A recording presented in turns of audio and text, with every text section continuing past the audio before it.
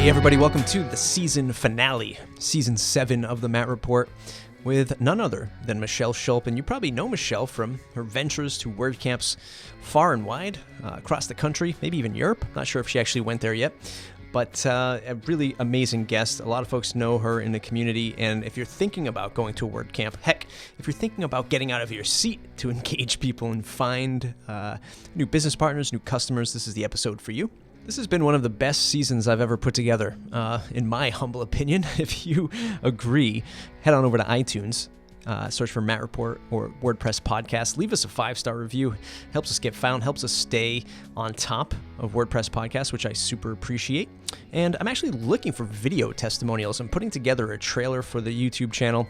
And if you fancy yourself in a 30-second, 45-second feedback video that you can put together, something that says, I really enjoy listening to the Matt Report because, or here's a big, huge lesson that I've learned because of the Matt Report. I'd love to get that in video format, so I can cobble this thing together and put together a nice little intro video for the YouTube channel. Just send it to me at mattreport.com/contact. I might edit it up and sort of cut out some pieces there, but if you're cool being on camera and being on the YouTube channel, shoot that on over. I really appreciate it. Season 7 is a wrap, but let's get into this episode with Michelle.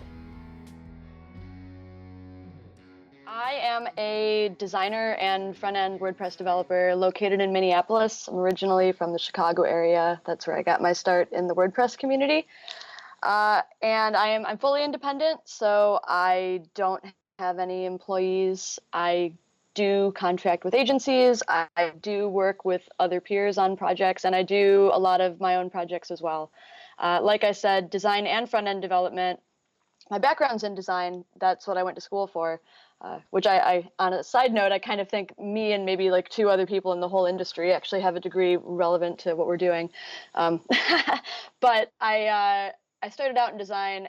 As I found WordPress, I got more and more into front-end development, and now I probably spend at least 75% of my time in a text editor. So, yeah. Awesome. I'm going to throw the curveball already. I know we sort of talked a little bit before the show about sort of the direction I would take it, but I'm interested in something that you said. You're an independent contractor / consultant / freelancer, but you almost said it like, this is the line in the sand. Like, I don't want employees. I don't want a team. Is that something that's totally out of the question? This is purpose built, like you like working as the solo agent, if you will. Tell us about that. Why that model versus a virtual team or connecting with other people and formulating this sort of, agency style of business? Yeah, it actually is a very deliberate choice. And I've given a couple talks to that effect at a few freelance conferences.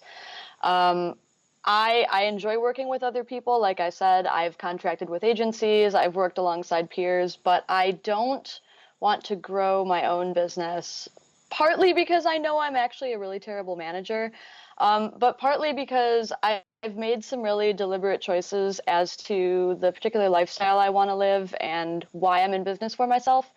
And growing a business is kind of counter to that. So being independent allows me to stay agile, stay flexible, work fewer hours, be able to do stuff like travel, take time out of the day to work out. All that stuff is really, really important to me personally. Obviously, I'm friends with a lot of extremely successful business owners of varying sizes, national, international businesses. And what they've done is amazing, and I respect them very much.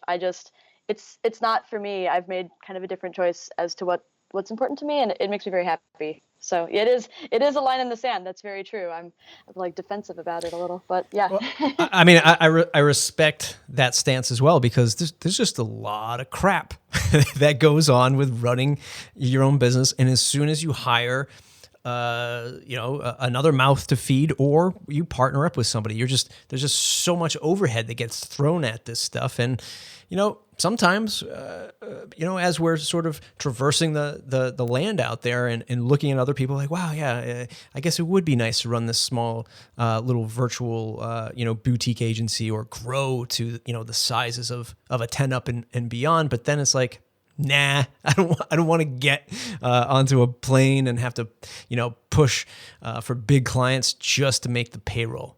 So I definitely commend you on not wanting to pursue that, maybe, or at least maybe for right now, maybe in the future. Sure. I think most business decisions, whether you decide to, if you're a freelancer or a small business owner or whatever, making your decisions based on the core values of why you went into business in the first place is really, that's how you can make the right decision. If you went into business in the first place because you wanted to grow, you had a financial goal, you had a project size goal, awesome, make those decisions. If you went into business because you want to see your family more, make those decisions. I think that's what keeps everybody happy. Yeah, I think a lot of people need to prescribe to that kind of thinking, because as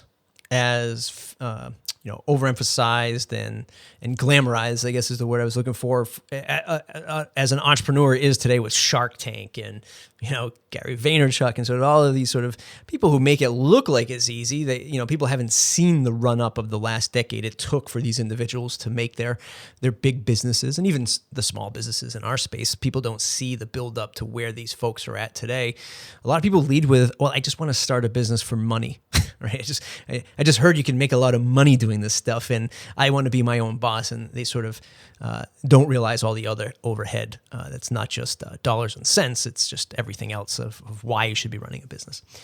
Tell us, you spend a lot of time traveling to a whole bunch of these WordCamps, or two WordCamps, where you interact with a whole bunch of business owners and agencies and freelancers. I'm curious, number one, how do you do it? How do you make the rounds? And number two, does it have an ROI that you can put your finger on and say, yeah, I've actually got some pretty good return on all of this flight and hotel expenses. Yeah, and especially because as an independent, I am paying for it all myself. It does get, I do think about it sometimes, is it worth it? But it is twofold worth it. First of all, WordPress being an open source project, there's a lot of different ways to volunteer, to give back. I don't contribute to core with code. I don't contribute to documentation. I don't do a lot of the stuff that's maybe digital or involved in the Slack channel. But what I have learned is that I'm pretty good at teaching, and people seem to enjoy hearing me speak. So on that hand, I really enjoy going to these WordPress events, going to WordCamps, volunteering, even organizing a few of them, because it's my way of giving back to the project. It's kind of my Five for the Future contribution, I guess, because I'm helping other people learn how to use it. So on that hand, that's great. From a business perspective, I've been attending WordCamps since 2011, and I have been speaking at WordCamps since 2012. I have now branched beyond just WordCamps to other conferences and events, but because of all of this, because of all the people I've met, because of all the things I've taught, because of all the connections I've made, I would say 95% of all of my business is referral based at this point. Usually from either somebody who directly saw me speak or was referred to by somebody else who saw me speak or saw me at an event or saw me teach something or met me somewhere. I will admit that it's not a scalable marketing strategy. Like, charming smiles don't really, expand beyond one person, but it's worked really, really well for me, and it fits really well with, again, my desire to remain an independent person. I am selling myself and my knowledge and my personality, and what better way to do that than to get up in front of a room of people, many of whom I don't know, and teach them something. So in that sense, yeah, huge ROI. I feel that in the coming years, and even shorter, maybe six months to a year, that a lot of us are pitching the same product or service, no matter how much we think it's different, from the outside, a potential customer hiring us or buying a product from us. They all think it's the same. A lot of people are going to say, I can get web design from Michelle. I can get web design from Matt. But what's really going to separate us is the personality and that personal brand behind it. And I think, number one, you've done a fabulous job lining the whole personal brand to company brand and who you are and what you do in the space very well, way better than I see a lot of other people doing it. But my thing is like, this is the last thing that we all have as business owners is our personalities and our personal brands. As much as you might hate the label, create a personal brand because it sort of goes to that whole like internet marketing thing. But to me, like, I think if you're not weaving in your personality, what you stand for and your mission, if you're not weaving that into the fabric of your business, you're doing yourself a huge disservice where in about a year's time from now, anybody can pick out a web designer on the street, but if they don't connect with that person or they don't see who that person is behind the scenes, I mean, those are going to be huge deciding factors on whether or not they go with you. Do you feel like that's more so coming these days? It does in my mind. I'd be happy to hear what you think about that. I completely agree. We definitely can't sell ourselves on the scarcity of knowledge, especially in the open source space. I mean, the entire point of our product is that it's not scarce, it's available to everyone. And so really the differentiator is in service. And I don't mean the execution of building a thing, but I mean dealing with people. I think all business is people at every scale to some degree. And it's especially true in a space like client services where you're dealing one-on-one with people, or your project managers dealing one-on-one with people, or your developers dealing one-on-one with people. We all have to talk to each other. We have to feel like we're respected by the client, or the client has to feel like they're respected by us. We all have to feel like we're solving problems and doing something interesting. And I completely agree that the differentiator is not in what we do or even necessarily how we do it, but in who we are when we do it. That's completely true. Yeah. It's funny. I just got off the phone with a potential client for my day job, which is at Pagely. And this is actually the first time I've actually talked about some of the inside stuff that I do at Pagely on the show. But the customer said to me, say, how come you don't have this phone number that I can just call immediately and talk to you? And, he was saying that, hey, you guys are crazy for doing that, not having this direct line where I can just immediately call somebody for questions and answers at whenever I want to. You guys are losing out on all kinds of sales, all of this stuff. And I had to sort of just slow down the customer and say, hey, look, we're just not for everybody. We're just not for everybody. And we are trying to, as a brand, sort of just emphasize that and say, look, you can just tell by our pricing. Number one, we don't have any shared hosting. There's no $10 a month accounts here. So we're just not for everybody. And I feel like, I'm not just saying this because I'm part of the Pagely team now, but I feel like a lot of people would do much better mentally and fiscally in their businesses if they chose customers, if they were a little bit more picky with the customers that they work with and not just say yes to everything. Like, you have to qualify to do business with Michelle before Michelle will do work for you. Is that something that you've sort of sharpened over the years? Is it something that you learned the hard way? Is it something that's an evolving process for you? What does that look like? It's very true. And it's not in an elitist way where I'm better than any, right? Like that's not what it means at all. But what I do notice, one of the other things I do is I'm very involved in the AIGA, which is the American Institute of Graphic Artists. It's one of the largest graphic design organizations, and I am the AIGA Minnesota Director of Technology. So mostly that means I'm a glorified webmaster with voting privileges, but it's very, very cool because I get to shape the perception of tech in the design space in the state of Minnesota. So that's pretty neat.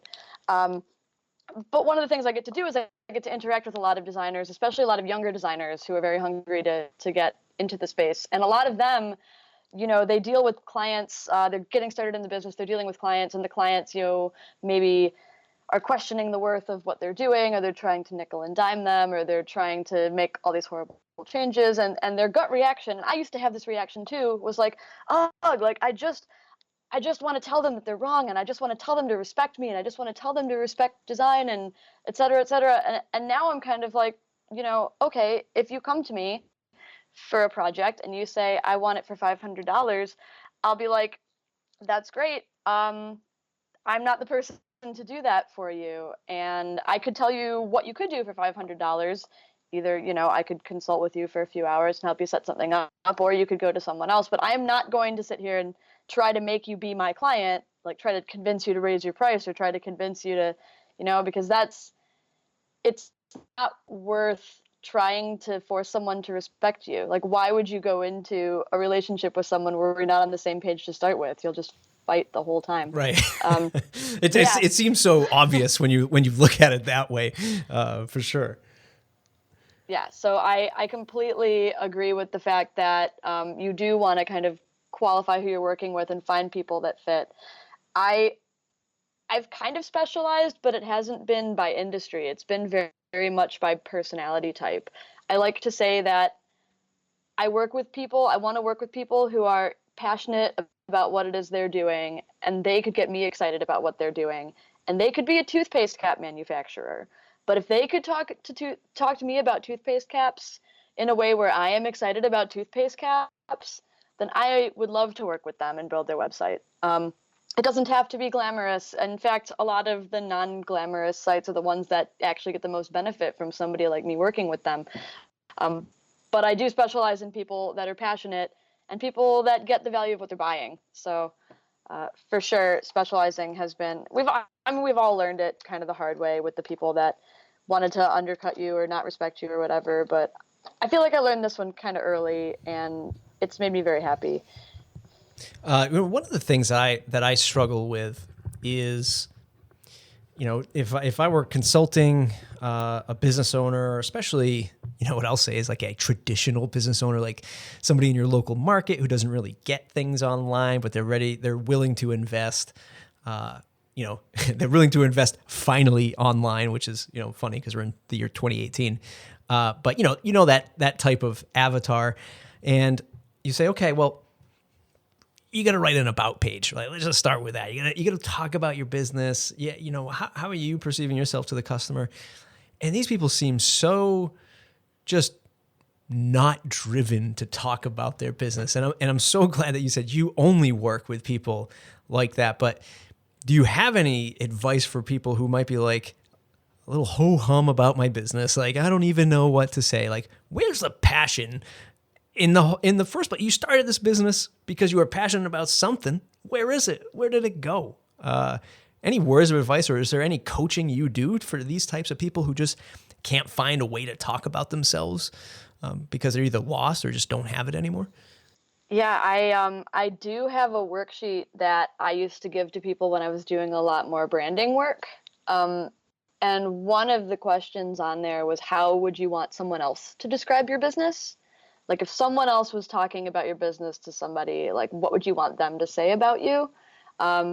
Because that's a different way of thinking about it, right? That's like an outside way of thinking about it. And you might get some more interesting adjectives there. Another way is actually, oftentimes people have an easier time knowing who they're not than who they are if they can't like, I use the same technique when I'm trying to decide where to eat with people and we don't know where we want to eat. So I'll be like, okay, what food don't we want? Let's start there. Because sometimes it's easier to identify what you're not than what you are if you're really struggling to talk about what you are. So between asking people to talk about how they want other people to talk about them, asking people to talk about, but what are you definitely not, we can start to have a conversation more about who they are. So, little tip, I guess. One of the things I'm curious about is what's the word on the street, Michelle? when you go to these WordCamps, are people and are there other freelancers, even small agencies, are you getting a feeling that a lot of people are getting the whole WordPress is a leading feature for myself? Like, are people going out and saying, hey, we do WordPress design? Or are you finding that people are focusing much more on here's the perfect customer for me, here's how I approach them, here's how I market to them, and here's how I support to them? Are you finding, I guess the simpler question is, are you finding people really getting it and really fine-tuning their business now, or do you still see people painting broad brushstrokes with as many WordCamps that you go to today? Sure. I mean, obviously, the interesting thing about WordCamps is that it brings together people from different levels of experience. So you still see that level of new business person that is still trying to figure it out. Then you see people that are just multi-year seasoned and they've got an entirely different perspective. I will say, I know a few years ago, it was a lot more common to lead with the WordPress and then here's the stuff that I do with that. Nowadays, it's a little more of a given. I mean, it powers 30% of the internet now, so it's kind of assumed that you probably should have some experience with WordPress if you're doing kind of small to mid-sized website design at this point. Granted, WordCamps are a little bit of a biased source for whether or not people are trying to sell on the basis of WordPress. True. Maybe a little. But even at other tech events or other things, I think people are talking less about the platform and more about the problem solving. I mean, again, that's kind of like a sales thing. Like, you don't talk about the features of your hammer, you talk about the hole in the wall it'll make or whatever. I think it's actually supposed to be a drill, but whatever. Right. Wrong either product, way, same statement. holes in the wall, they both do it. Yeah, so I think people are talking more about the hole than the drill at this point, which is good because, you know, clients don't care about the drill, they care about the hole. And I'm seeing more of that at most levels, which I think is good. I'll hit you with the big, heavy question, and that is of WordPress itself, right? The upcoming release of Gutenberg and sort of integrating this builder-like solution into it and natively. And then there's all of these other, sort of page builder solutions, the Beaver builders, the Elementors of the world, and then there's like themes and theme options. Some of the options that these themes provide that are outside of page building. How do you corral this, and especially with upcoming Gutenberg, how do you corral this into your setting of expectations to the customer? What they can, what they can't do. Do you not even sort of bring that up in conversation? Do you sort of just let the design discovery for the design piece of your project sort of dictate the tools that you're going to use? How do you keep people sort of expecting what WordPress can do, but not more than maybe what you're willing to go into, like heavy development, giving a customer a page builder? How do you corral all this stuff? Yeah. So instead of talking about, I have opinions on a lot of specific features, right? Like Gutenberg, like page builders, like stuff like that. But instead of talking about features, the problem that they're all trying to solve is this balance between a client wanting to have control over the content that they're publishing and the speed and efficiency of the code that exists and the design and branding of the site. There's these three, there's probably more, but those are kind of three big buckets. And all of those things, theme options and themes and page builders and Gutenberg and everything, are all trying to solve that balance in different ways. For me, as a personal philosophy, I have bought into modular design concepts a long time ago when I first read about, atomic design and stuff like that by Brad Frost. It made a lot of sense to me. Repeatable design patterns, much like repeatable code, reuse things and modularize things when possible. So I have been implementing solutions for my clients using a highly custom theme system that I built on top of advanced custom fields, to enable my clients to build long-form content, build pages, build stuff, so they have control over their content, but so they're not going as far as a page builder where they have to make decisions about padding and colors and margins and stuff that I don't think they really have any business thinking about. Like, their job should be think about content and the most compelling way to present their content. My job should be worrying about how all those different patterns lay out on a page. And WordPress's job should be to make all of that fairly easy to find and easy to work with. WordPress and the tools we use on top of WordPress. That said, what I've done is good, but it's still confusing. I mean, it's been confusing for my clients to have to go here to deal with widgets and here to deal with menus and here to deal with as much as I can try to make it simple for them. It is a little weird. I love as a concept what Gutenberg is doing. As a developer, I'm watching it very carefully because I'm realizing I have to learn 5 million new technologies just to keep doing my same job, which is super fun. That's fine. Technology changes. But as a concept, I mean, it plays right into the whole concept of modular design and giving clients control over content while letting theme authors control design. And I like that. I'm interested to see how it plays out. I'm watching that fairly carefully. It's really cool to see stuff like Gravity Forms and WooCommerce and Advanced Custom Fields all talking about how they're integrating with it, and various other ones. Those are just ones off the top of my head. I know there's many other companies that are working on solutions with Gutenberg. What about Michelle, the business owner? Michelle, the one who has to deal with client questions. What are your concerns for upcoming, Gutenberg, where maybe over time you sort of siloed your customer away from the page builder type solutions, or even some of the options that you bake into your theme that you just, you don't need the customer to see it because they just don't need to be playing around with that stuff. But then here we go with Gutenberg, and now this stuff is native to the app. How does that make you feel, or how are you preparing to support that transition with your customers? Well, from what I can tell, Gutenberg's interface itself is going to be highly customizable. I know there's going to be a transition of this looks different, but I feel like between the fact that Advanced Custom Fields has been doing a lot of work for Gutenberg compatibility, which is mostly what my clients use, and the fact, watching the demo at WordCamp US, watching a bunch of the articles and stuff that people have been writing on Gutenberg, will have abilities to, get rid of some default modules or create custom blocks or whatever. I think that it won't be as frightening as we all kind of think it is. I feel like there's still going to be the opportunity to not have people be able to customize things we don't want them to customize, and to have their customization experience feel a lot more native. Right now, what we can do with Advanced Custom Fields is great, but still feels very boxy and hard to read.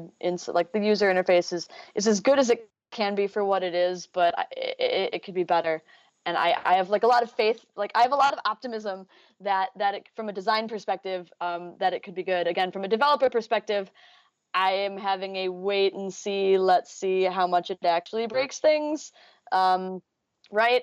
But from a design perspective, I am super optimistic and excited. And I think that overlaps with my business owner perspective, because all of this is me trying to solve my clients' problems. And there may be super older sites that I've worked on that might need a lot of work to be brought up to date, but they're also super older and probably need a lot of work to be brought up to date anyway.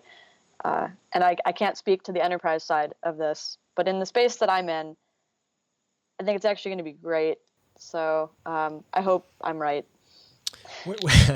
Where do you see WordPress sort of as a solution evolving to over the course of, let's just say when Gutenberg is fully baked in? Do you really see WordPress, drawing the line in the sand, saying, we're just a real blogging platform now. We're about, maybe publishing content, be it a blog or long form, or, I guess pages and cataloging to a degree. But do you kind of see it losing its sort of true essence of, maybe a flexible app building platform, or a true content management system, or a multi-site solution? You start to see it really lose those types of identities and really just becoming a blogging platform? Not saying that's a bad thing, but I'm just curious what your thoughts are if this is like really drawing the line in the sand of what it's going to be for the future. I don't know. I don't think so. I mean, I think that's the wrong way to look at it. And again, it's really going to depend on the execution, but I see it as like a broad adoption of a lot of atomic design principles. Like instead of shoehorning a bunch of things into the way it works now, if everything on a site becomes more abstracted into blocks and reusable components and modular code, that's so much more interesting to me, because that's kind of how the code is written in the first place, right? I mean, and now we're making that visually accessible instead of just compartmentalized into a lot of different places.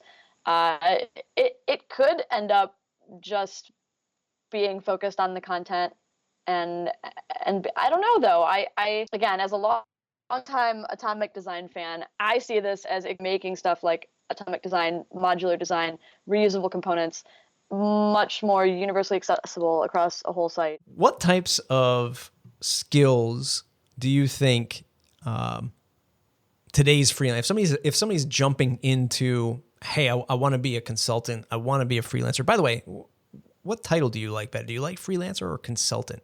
What's your take on that? I usually just use the word independent. Okay. I'm an independent, whatever. I do consulting work, and I do freelance work, and I do contract work, and I do, I don't know, micro agency work. So I just say I'm independent, kind of all encompassing. Yes. Yeah. No, I like that. So if somebody's going to be an independent in this space, what are the major skill sets they should really focus on to be successful today if they're just launching their practice? Sure. Well, I mean, I think it kind of depends on what they want to be. I mean, are they going more the strategy side where they want to specialize in content, maybe knowing more about marketing, social SEO, that side of things? Entirely different set of skills than what I do day to day, which is, bury my face in code and occasionally come up for air inside a design program. So, I mean, yeah, it really depends on what they want to do. If they want to do what I'm doing, I mean, you have to be a pretty proficient front-end developer. I've been able to get away with having mediocre JavaScript knowledge, but obviously WordPress is moving more and more into JavaScript, and so that's more and more important to be pretty good at it. I feel like there's going to be less of a role for the configurer or the integrator as a primary job source. I think if you're doing that, you're probably also going to be needing more like content or strategy or marketing skills or something more than just helping implement sites, because I think people want more complex solutions that are easier. And it's going to be harder as a configurer to find those things that work well and don't frustrate your client with the experience of using WordPress. So maybe that's not a path that's going to have a lot of future, I don't think. And that's what specifically because WordPress itself is getting more, I guess we'll call it user-friendly, and plugins and themes are getting more user-friendly, where these folks who might hire somebody to build a sub $5,000 website might be doing it just on their own now because of the accessibility of these tools. I mean, I'd also say if you're going to be a configurer, you have to be an expert at not only what exists, but what is the best version of each thing that exists and how to make it play nice with each other.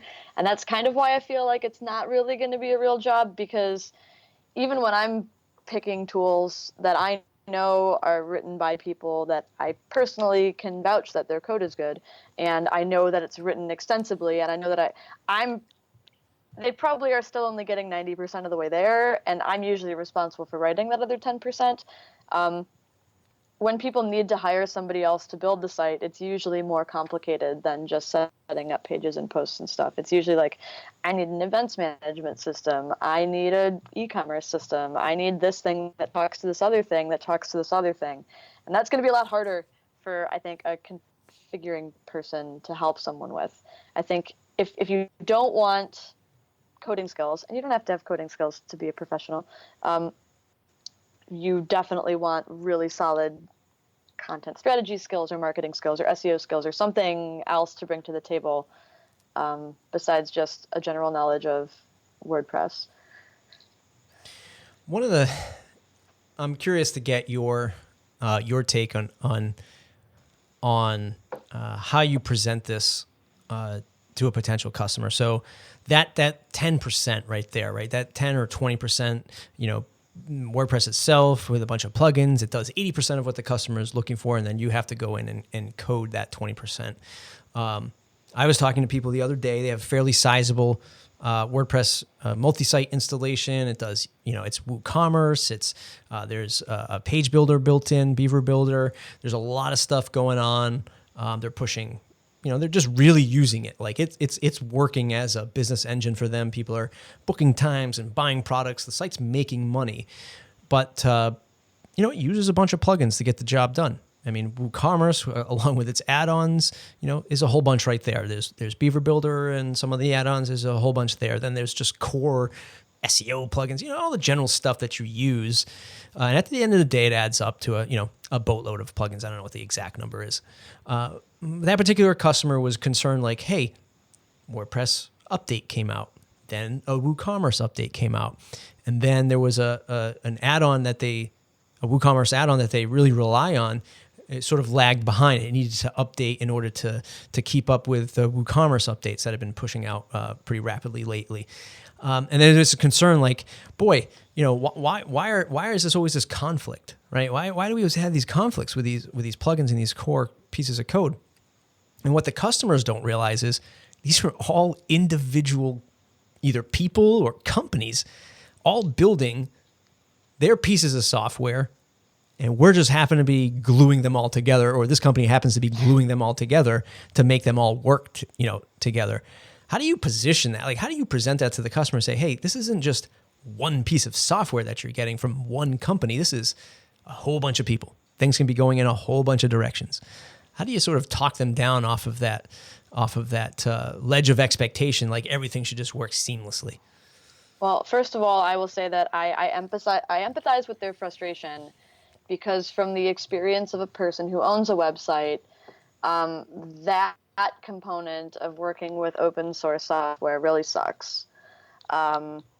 Because you do have this uncertainty, you do have this, I don't know if this thing I'm using is going to be updated. I don't know if this thing I'm using is going to break. I don't know if this thing I'm integrating with this other thing is going to keep working. I don't know if this custom code that my developer wrote is going to keep working. We all don't know. I mean, that is kind of the super downside of this like super agile open source space. It just is. It's the flip side of all of the free, accessible, innovative stuff, is that it all kind of is on its own schedules and it may break. So one thing I do say, first of all, is always having a staging environment somewhere for testing. I also usually recommend, if there's anything complicated, that they either retain me to do updates or a maintenance company or somebody that can troubleshoot it if something does break. But yeah, I also explained to them that that's a little bit of kind of how open source works. You get this awesome core software for free. I mean, we've paid for some licenses for some more advanced plugins, obviously, but we've got this core software that is maintained by lots of people that is free, and that's awesome. And it's a lot cheaper than going with some big enterprise level solution, right? So you can do a lot of things more accessibly. We've got some stuff from some very reputable companies, or companies that we know are going to be around probably for a while. People like, Rocket Genius or Modern Tribe or Automatic. We know that they'll be around for a while, maintaining their products, keeping up with, and so I recommend their plugins, saying these are highly likely going to keep working with WordPress. And then as we go further out on the long tail, it's like, okay, we might be able to find like this niche thing that does this one thing you want, but as we go further out in the long tail, as I'm less and less sure whether that plugin author is keeping pulse on what WordPress is doing, that's the risk that I talk to them about. And that's, I think, part of my value is just being able to help them navigate the 5 bajillion things that exist that you can do, right? And being like, okay, I know these people care and they're going to keep maintaining stuff, or I know these people have responsive support if that's what you need. I know these people keep very much up to date with the latest version of WordPress, and there will always be fixes out. That's part of the value I can provide as a front end developer, since I'm not writing them myself. I'm writing the theme. I'm not writing the plugins. So. Right. Yeah. I mean, I think as much as it pains us, to look at it in this light, I think, at least for this particular conversation that I had recently, is people just look at it as free. And I guess, well, one, they don't appreciate what really goes into it, which I don't know if that's really their fault, because I mean, how many business owners who are selling products online and stuff like that really understand what it takes to they think that it's just point and click with web development, so God knows what they don't realize is actually going into building this piece of software that's been in existence now for forever, and powers 30% of the web. But they look at it as, I think, unfortunately, as a way of getting away with something for free, to a degree where it's just like, well, this shouldn't cost me a lot. I like this because it's allegedly it's free and I can go and get all these things together. And they sort of get mad when they think that the price of supporting an open source piece of software is going to go up, versus had they turned to I don't know, Oracle, or something like Magento or something like that. I don't even know if that's still in existence, but I think it is. Or Acquia, right? Drupal, Acquia. Sure. Like if you're going right to the source, you're not going to get away with a $20,000 e-commerce project with these people. You're going to get away with a $200,000 if you're lucky, and then sell you on top of that licensing and support contracts. I know people in the .NET world that an agency that charges people like $100,000 just to make the website go live. Like it's in production. I mean, it's in development and it's going into production on a weekend. And they've told me stories that they charge big clients $100,000 just to push the button live.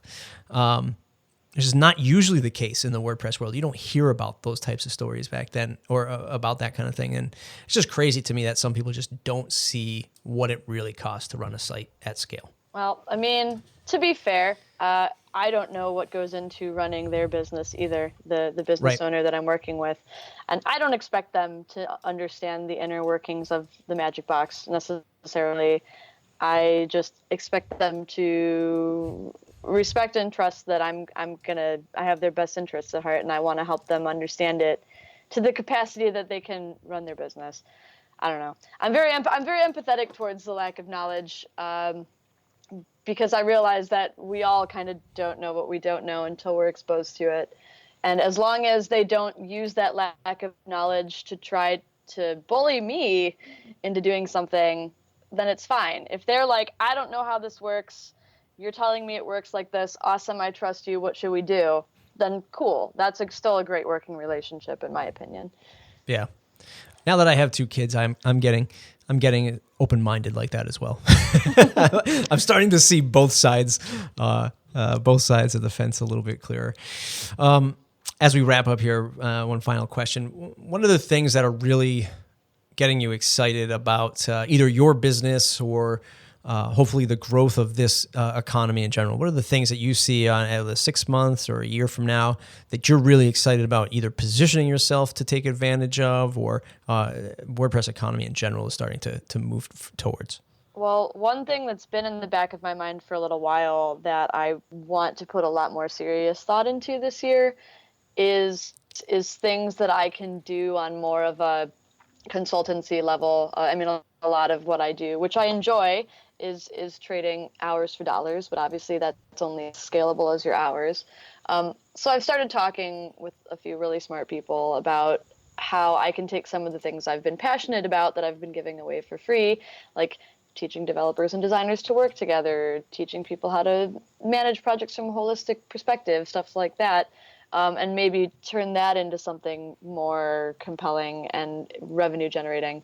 So that might be interesting. I haven't figured out where that's going yet, but it would be awesome to take some of those passion reasons of why I'm in the space and turn that into an actual product. I feel like that's what business people do, right? Yeah. What are your thoughts? What are your thoughts on that, on product? Is this something like you're starting to I don't want to, I don't mean this in a bad way, but like hop on the trend of productized service?